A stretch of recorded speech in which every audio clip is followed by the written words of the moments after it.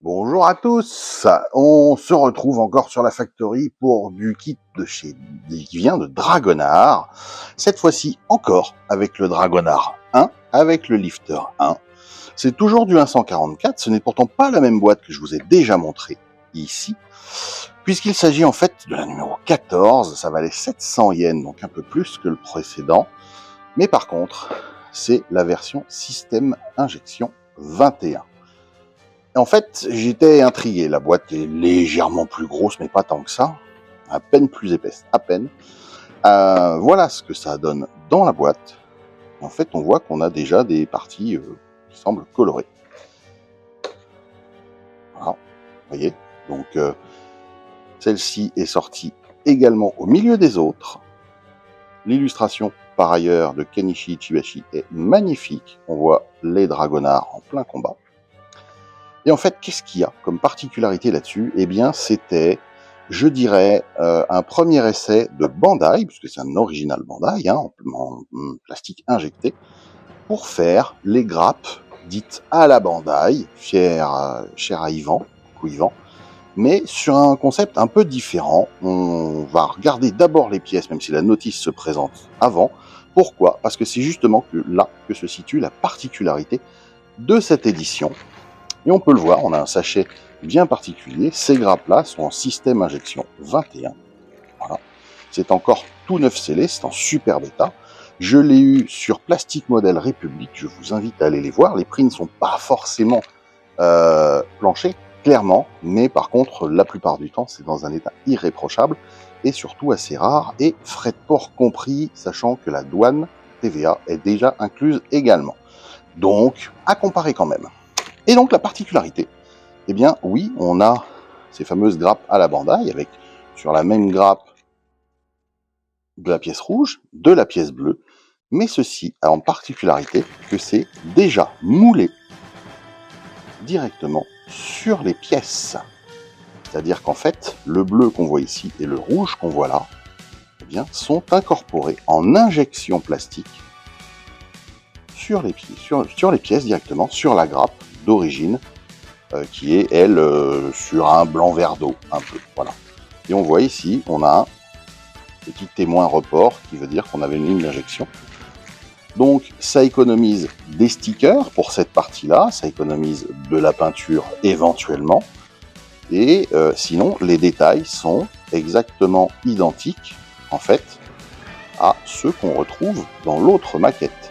Donc, on est bien sur une évolution, mais on peut voir qu'ici, eh bien, on n'a pas de sticker à poser, on est vraiment en pleine masse entre guillemets. Pourquoi entre guillemets? Parce que derrière, ça ne paraît pas.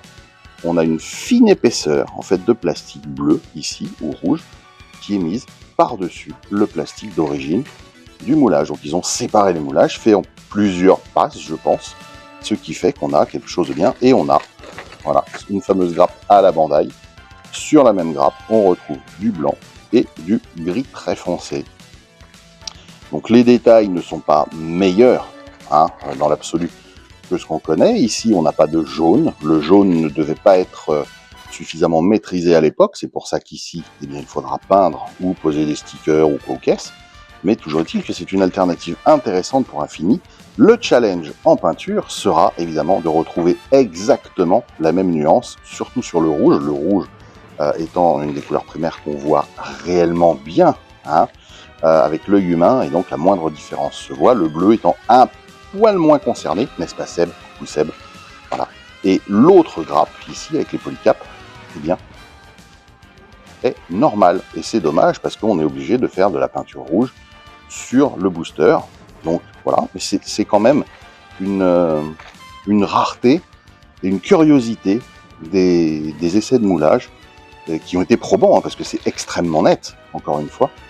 Sur cette gamme, on a quelques petits stickers ici. On n'en a pas pour la partie du lifter, mais c'est vrai que c'est quand même extrêmement intéressant. Voilà pourquoi j'étais curieux de savoir pourquoi ils avaient sorti un autre type de Dragonard 1 ou un 144 dans sa version non custom, c'est-à-dire la version normale, initiale.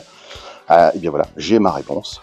C'est parce que ils avaient fait des essais d'injection avec un principe révolutionnaire. La notice, eh bien, nous en apprendra toujours autant sur le Dragonheart One et le Lifter One. Les peintures, voilà, pour lesquelles ça n'a pas été injecté au niveau du lifter. Et quelque part, vu le résultat que ça donne sur les jambes, c'est quand même bien dommage. Hein. L'armement, etc. Et ensuite, on déplie et l'assemblage est identique à ce qu'on a vu avec le Dragonheart One initial, au 144. On commence par les bras. Voilà. Les mines, l'armement, le bouclier avec sa poignée à l'arrière. On assemble les gambettes. Voilà. Ensuite, le torse, ici, voilà, sur lequel on vient greffer tout ça. Le lifter, voilà. Attention de ne pas coller les points qui sont censés pivoter et permettre aux ailes de se replier vers le bas, tout simplement. On termine l'assemblage du lifter, on assemble la tête, ici, par ailleurs, on vient plugger le tout, et on a assemblé ce méca. Ici, nous avons le code couleur. Donc, comme on peut voir, nous sommes censés faire du jaune ici, un peu de gris ici, etc. Mais toute cette partie-là, eh bien, il n'y a, entre guillemets, pas de peinture à faire. Le challenge sera donc de faire les mêmes couleurs sur ces parties ici, pour avoir les peintures des éléments du lifter de la même manière. Ici, la grappe d'armement, eh bien c'est pareil, avec le torse, il faudra peindre avec les mêmes couleurs. Voilà, donc un petit challenge sympa. Le résultat, monté et peint. Voilà. Donc c'est quand même plutôt chouette. C'est un petit kit, voilà, qui a piqué ma curiosité. Je ne sais pas si vous aviez connaissance de ce système. Je n'ai pas fait mes devoirs, à savoir que je n'ai pas regardé si ce système avait été reproduit sur d'autres gammes. Je ne le crois pas, mais je peux me tromper. Encore une fois, je n'ai pas vérifié. Toujours est-il que ça n'a pas été continué. Donc ça n'a peut-être pas été jugé pertinent par Bandai. Voilà. N'hésitez pas à me dire si vous avez connaissance d'autres kits comme ça. Je chercherai sur Scalemates s'il y en a des répertoriés. Je ne l'ai pas fait avant. Honte sur moi. Bouh. Merci en tout cas de me suivre sur ces petits unboxings de choses plutôt rares, hein, à ce niveau-là. Déjà, c'est du Dragonheart, c'est pas forcément connu de tout le monde.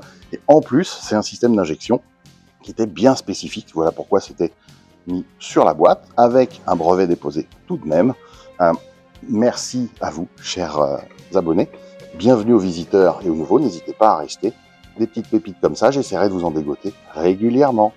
À bientôt sur la Factory. Ciao, ciao.